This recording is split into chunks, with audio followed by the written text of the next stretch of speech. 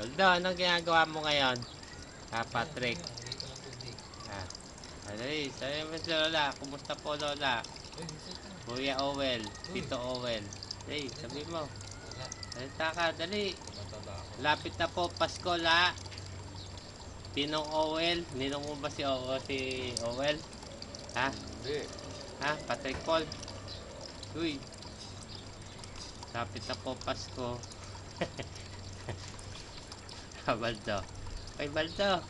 Tumingin ka naman dito.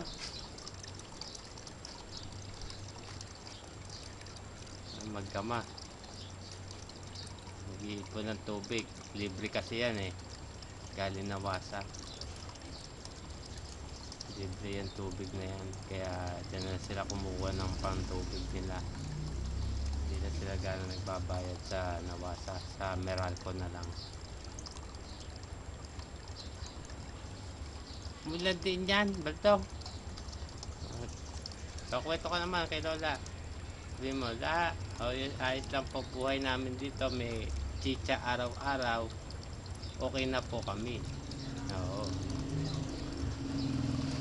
Sabi mo gano'n. Patik Paul.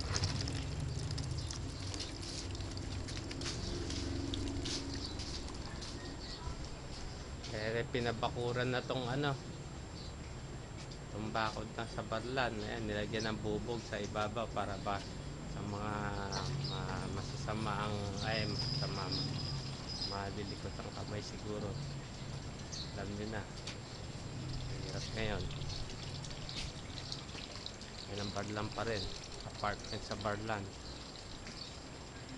hanggang ikalawang palapag. Yan yung kabuuan ng bahay sa barlan. Una sa amin ni Toto, tapos kina Ray at kina Gemma yung sa likod. May service kami. Ito service namin, bisikleta. Dito naman kay Ray, ito yung motor. Dahil may lisensya siya. Kina Gemma yun, motor din.